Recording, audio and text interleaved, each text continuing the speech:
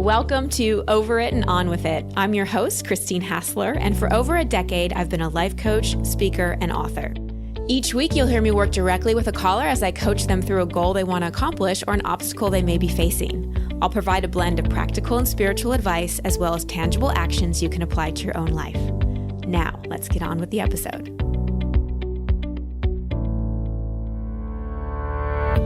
Hello, everybody. Coming to you from Austin right now.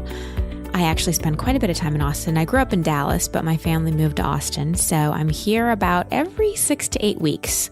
I come for at least a week because my parents are here and my sister and her husband and my 2 nephews, 2 little boys, 5 and 1 are here. And first of all, I just love being back in Texas. I'm still a Texan at heart. And being around my nephews is just so refreshing. I just love how children live in the world of possibility and curiosity. They just ignite so much love and so much joy. And they remind me how important it is to believe in magic and wonder and dreams and all of those things. Because as we get older, we start to get a little jaded, Curiosity starts to be replaced with control, and imagination starts to be replaced with worry, and dreams start to be replaced with realistic to-do lists. But that childlike curiosity and wonderment and belief in possibility is so important.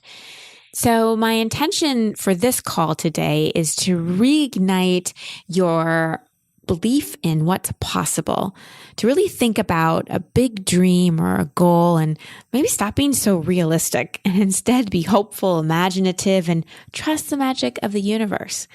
I found this call with Maya so refreshing because she reveals a big dream that many may call unrealistic, but she's totally committed to going after it.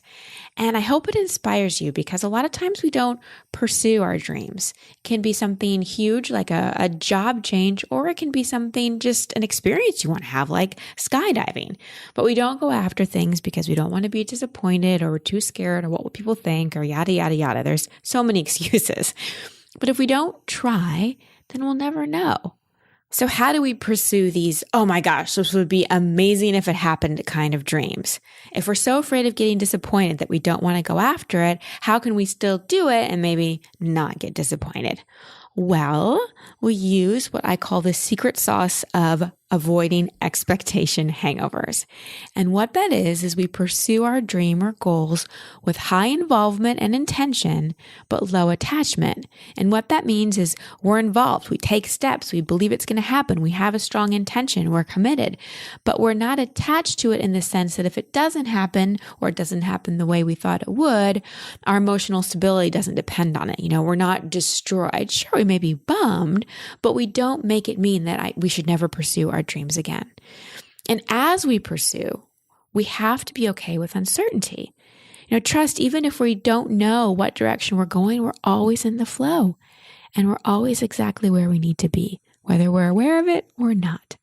And the more we want certainty, the more we use brute force to try to make things happen, and the less we're in the flow. So as you're listening to this call, consider, are you longing to go down a more non-traditional path with no signposts or guideposts? And how do you create that process? Are you wondering, all right, there's some goal I want, but I'm not sure of the steps. Like, what's even the first step I take? And is there someone you'd like to meet or an experience you'd love to have, but you're not sure how to make it happen? Are you afraid to be let down, so you downgrade your dreams from really exciting to realistic? So keep those questions in mind as you listen to my session with Maya. Hello, Maya. Welcome to the show. What's your question?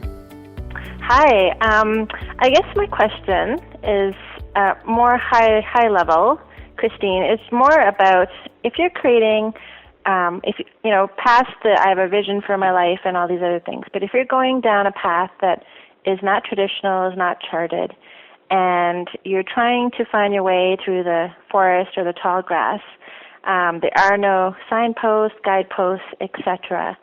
How do you I guess, create that process for yourself in your head to kind of go down that path. And part of it, when I was thinking of it, there's always the brute force method. If you go through the forest, you're chopping down trees by hand and you're trying to get through the path and you're creating your own path. Or there's you enlist others to help you, so you create your tribe, etc. Or there's a way of just kind of co-creating and just have it happen. So it's easy, you're in the flow, the path has become evident for you, it's lit for you, etc.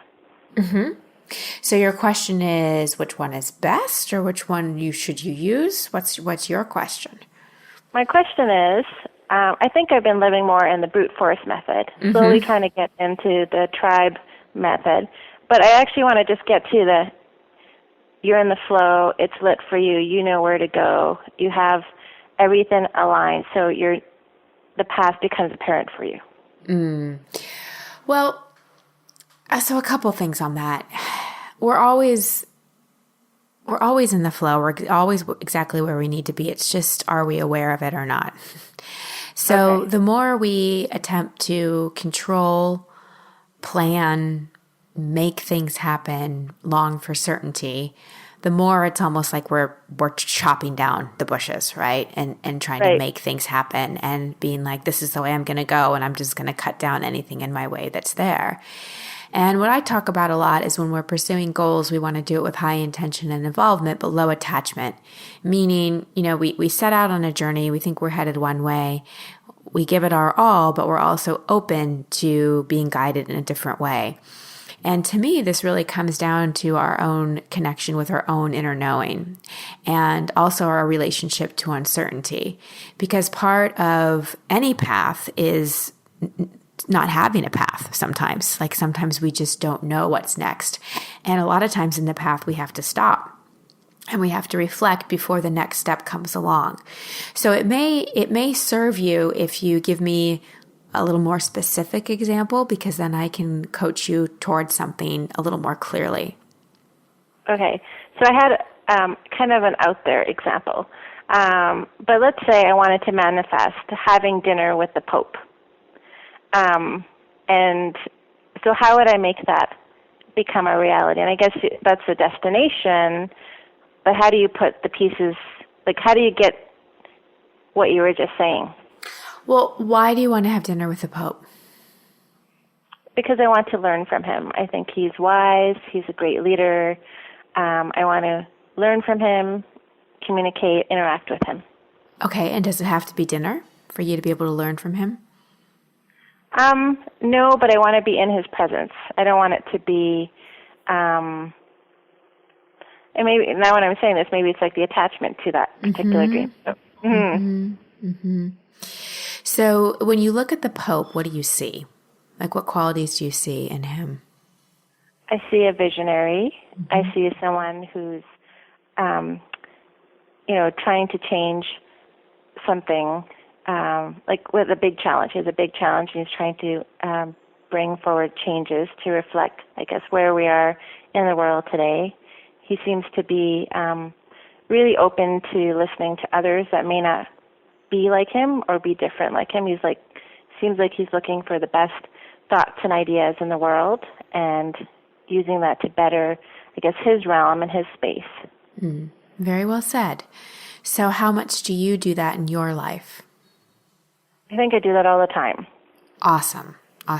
So you would say that when you look at the Pope and you look at the qualities that you admire in him and are aspirational, those are things that you do in your own life. So you're already starting to live into that vibration. Would that be accurate? Yes. Okay. So that's like the bottom line to manifesting anything is we have to be in the vibration. We have to be in vibrational alignment with whatever we want to manifest. So it's awesome that you're already doing that. And I imagine that you're involved in causes and putting yourself in situations with thought leaders and game changers and people that are really making impact in the world. Yes? Yes. Awesome. Okay. So if you think about end destination being, I want to have dinner with the Pope, and where you are right now, if you just close your eyes and ask your inner knowing, what's your next step? Not your next 20 steps, but what's your next step that could lead you in that direction?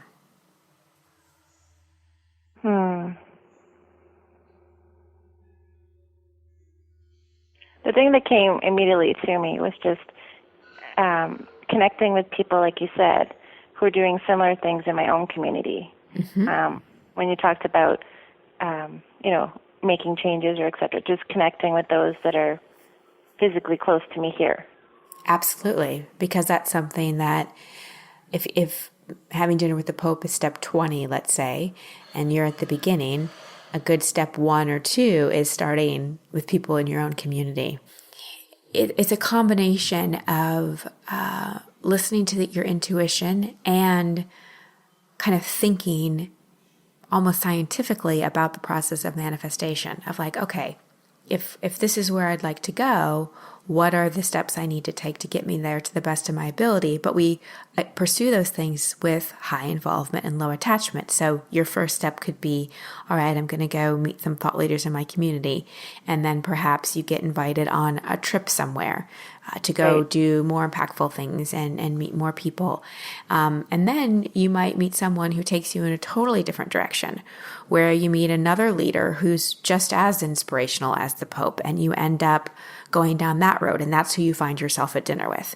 So these desires that we have inside, like your desire to have dinner with the Pope, it's like your mind is putting the picture of it needs to be dinner with the Pope. But the vibration, your longing, your psychic ability is telling you, I have this desire to be with thought leaders. I have the desire to be with game changers. And more accurately, I have the desire to be a game changer and to make an impact and to serve a lot of people. So you can, we sometimes we get a little too attached to form and manifestation versus essence.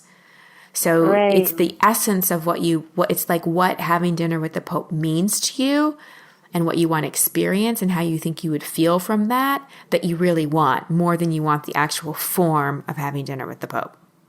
Right. Makes sense. Yeah.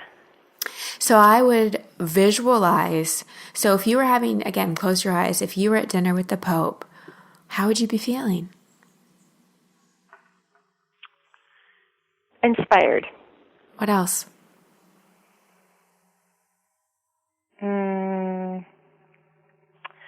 I think also I see it being mutual, that we're sharing with each other. So you feel connected?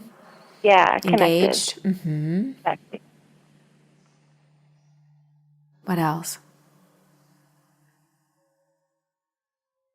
I think also a sense of responsibility, in a sense that exactly what you said, like there was a purpose for the meeting. So I don't want to say, something needs to come out of it, but, it manifests into something of good. So meaningful. Meaningful, yes. Mm-hmm. And you're doing great, Maya, and you really want to also presence the feeling in your body. So feeling love, feeling connected, feeling proud, feeling confident, feeling so grateful, feeling humble, whatever, feeling spiritual. I mean, if I was in the presence of the Pope, I think I'd be deeply moved spiritually as well. So again, like you don't necessarily want to think so much outcome, you want to think feeling. And one of my favorite manifesting tools is if there's something I really want to experience, I'll make a voice memo of my own voice, recording it in present tense. So let's say I was doing this with myself. I would say something like, I'm in the presence of someone who I feel so inspired by. I'm feeling connected and humble and grateful and so on and so forth. I'd say it a little slower. And I'd listen to my own voice saying it every day and visualize it and feel it because, again, manifesting is energy. And so the more we can sense it and feel it and get it in our mind, the mind doesn't know the difference between a well-imagined thought and reality, the more magnetic we become to it. So that would be one tool I would offer you is do a voice memo of yourself speaking to what this experience would feel like, what it would look like, what you'd be wearing, all those things, and listen to it every day. It could be a minute or 2 minutes. It doesn't have to be long. Right. That's a fantastic idea. Yeah. Does this give you some clarity and answer your question? It does. It absolutely does. Okay. Cool. Any other questions?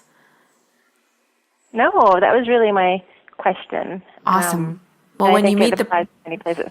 Yeah, it applies to any, any circumstance. And again, whether you meet the Pope or not is not, if you don't, it doesn't make you a bad manifester. Because again, Right. what you're chasing is the feeling, is the essence more so than the actual form. And this is for everyone listening too, our longings, these things that we fantasize about, it is our inner knowing leading us somewhere. It's just that we get so attached to the form that we forget to ask ourselves, okay, what am I really longing for? And how can I start to experience that for myself right now? So thank you. Thank you for asking such a well thought out question. And when you meet the Pope, tell him I said hi. I will, absolutely. Awesome. Thank you so much, Maya. All right, thanks. So I will not be surprised at all if Maya meets the Pope. You could hear it in her voice that she's totally congruent with it. She actually believes it is possible. And that's what children have. They have that total 100% belief in possibility. And so, like I said in the beginning, let's not be grown-ups all the time. Let's go back to that childlike wonderment, believing that anything is possible, and pursue it with high involvement and high intention, but low attachment. So many times people tell me about their dreams. They tell me something they want, but I can hear the doubt and the fear and the uncertainty in their voice. They say they want it, but it's almost like they don't believe it's possible. So they don't let themselves fully want it or fully believe it because they don't want to get their hopes down. But if you don't go for it, you'll never have it. You'll never have it. And what's really cool is I got an update from Maya, and she took the assignment. She made a recording of herself and elicited the feelings that she wanted to start feeling and get more in vibrational alignment with being connected. And some cool things happened. First of all, she said yes to go to a family member's wedding in another city that in the past she would have said no to because all the excuses of time and money and I don't want to go alone and blah, blah, blah came up. But she's like, no, I'm going to keep making choices that get me in vibrational alignment with connecting with people. And so she went to the wedding and kept doing her homework. And then a little while later, she was at another event and met Marianne Williamson, which is pretty cool. So no Pope yet, but I would say Marianne Williamson is definitely moving in the right direction. So awesome update from Maya. And you too can be this kind of manifester. It really is not about just making a vision board. It really is about getting in vibrational alignment with what you want. And if you missed episode number 5 where I coached Gail, I encourage you to go back and listen to that call because I give even more specific instruction on getting in vibrational alignment with what you want. And I want to emphasize that you're not a bad manifester if things don't work out. You're not a bad manifester if you don't get what you want, okay?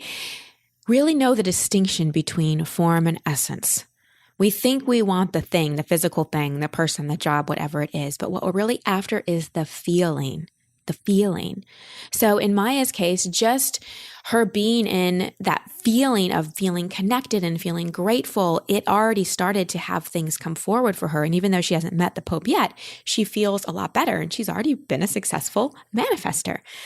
All about vibrational alignment. So get in feeling alignment with that which you want to draw in. And if you want some hints with this, for example, if there's someone you want to meet, do some positive projection work. If the Pope is someone you want to meet, write out something that says, when I look at you, Pope, I see, I feel, and you create. And then start being that. Start being that which you want to meet. Because anyone we want to be around, we have to be like them in order to create the conditions for them to come into our world. And I want to go back and break down one part of the call where she was talking about, do I use brute force to make things happen or do I just go with the flow? Well, I think that there's an in-between. So whenever I'm thinking about any kind of next steps, it's a 2-part process. First, I close my eyes and I meditate and I ask my inner knowing. I ask my inner knowing and my intuition, what's the next step? And you'll notice, as it did with Maya when I asked her that question, the next step will come. And then your more kind of logical and action-focused mind can come forward and say, all right, so practically, how are we going to take that next step? So it's always a combination, Manifestation is a combination of clear intention and listening to our intuition and getting in vibrational alignment with that which what we want, and then finally taking the steps. We can't just expect our dreams to knock on our door. And an assignment that I gave Maya that I'd love to give you as well is to make a audio voice recording just on your iPhone is fine, or whatever kind of phone you have, but I'm sure all smartphones have a voice memo capability, and make a recording. It can be a minute. It can be 30 seconds, but of you describing the feeling you want to be in. Like, for example, if you want to be a speaker, I am walking onto stage. I am feeling so confident and connected. I'm loving connecting and serving everyone in the audience. The words are flowing eloquently. People are laughing at my jokes. I feel so alive and so creative. You get my point. And then you listen to that, because our mind is very programmable by our own voice. So that's an awesome homework assignment to implement. So I want to end with another story. And this is a story about Jill. And those of you who have been in my community for a while know of Jill. She's worked with me for 6 years and is amazing, and is the yang to my yin, and coordinates all our retreats and enrollment and all of that. And if you don't know Jill, I'll describe her. She is a firecracker. She has an incredible personality. She knows how to make people feel comfortable right away. She loves life. She loves learning. She has tons of energy, and she freaking loves Taylor Swift. Loves Taylor Swift. And twice in her life, she has manifested concert tickets to Taylor Swift. Once was when she actually did my signature retreat years ago. She connected with another person there who happened to win Taylor Swift tickets on a radio show. And so they flew to Oregon to see her. And on the plane, Jill noticed this girl sitting next to her had this kind of day planner, and it was all color coded. And Jill said, because Jill likes talking to people, "Oh, wow, that's a really colorful day planner. What kind of company do you work for? It looks so fun." And the woman said, "I work for Taylor Swift." And Jill's like, "Shut up, Taylor Swift. Oh my gosh." Turns out the woman was her makeup artist, and she got Jill and her friends pit passes to the concert that night.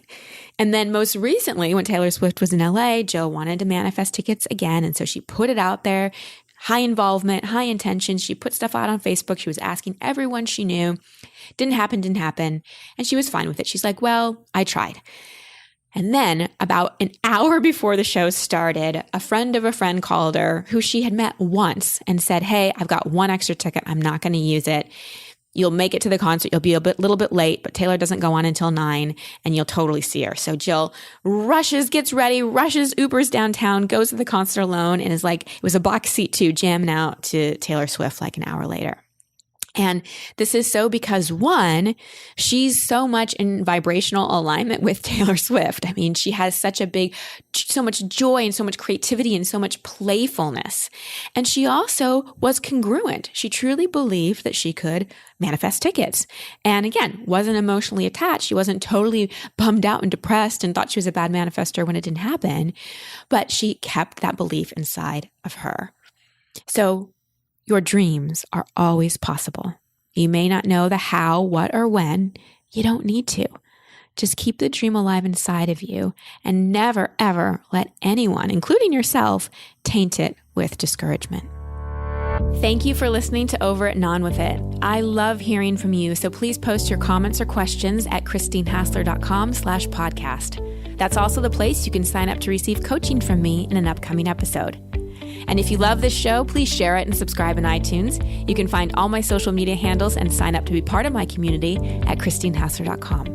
Until next week, here's to getting over it and on with it. Much love and many blessings.